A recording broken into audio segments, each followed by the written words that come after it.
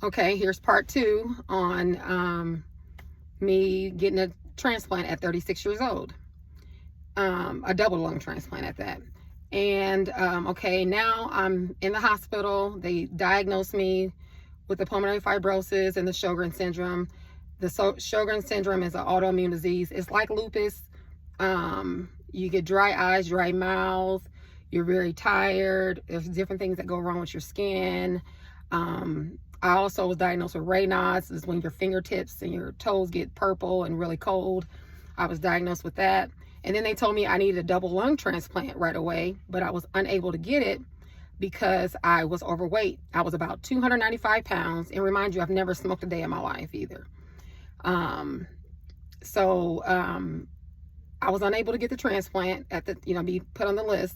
So after I was discharged there, I was still on oxygen. I was on oxygen from that day when I got sent to the hospital at home on July 31st.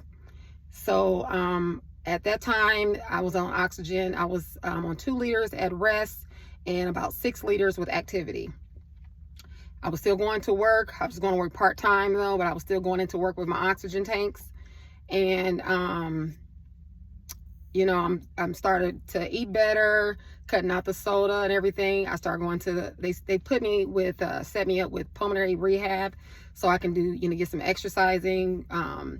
So I started that. And then we're like in 2018, I'm still, they put me in pulmonary rehab still. I'm getting infusions to help me out, different medications to help you out, like rejection medicines. They just they start you out with transplant rejection medicines, even though you don't have the transplant. It just like gets your body ready for it, I guess. So we're in 2019. I ended up losing a total about 100 pounds. I lost about 100 pounds, and then my lungs became stable. So then I was able to get the portable tank, which is it's like a little purse. It only went up to 5 liters, a little machine that I can just carry around me. I was able to be more mobile to get around a little better. So I get that, and I think I'm doing good. We're in 2020. I'm still with the small tank. I'm still working out. I think I got down to 190, I want to say, and I'm still doing good. The target weight they wanted me to get down to before I got put on the list was 172. So we get to 2021, and then I had more testing, and my lungs were getting worse again. So then I had to start, they started me with having the transplant evaluation. That's when they do a lot of testing and see how your body's ready to get a transplant. They check, make sure your kidneys are good, your heart is good, that your body can take getting a transplant. So nothing else was wrong with me but my lungs. I don't have bad kidneys. I don't have high blood pressure. I never was diabetic or anything like that. So they also did a swallow test. And then so when they did the swallow test, they found out that I had a disease called scleroderma. Is when it starts to affect your esophagus. And so it affected mine. So what it was is mine was like a bag.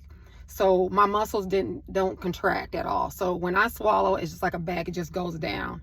And so they told me if I got the transplant, I would be unable to eat for at least 6 months because they were afraid that I might aspirate. So I'm like, oh my gosh, I can't imagine like not eating for 6 months. This is going to be horrible. But the only thing I'm thinking about is, being here for my kids and doing whatever it takes to be here for my family. So I went through the whole process with the transplant evaluation, and then I had to lose a few more pounds to get close enough to get put on the list. I think I got down to 176 pounds.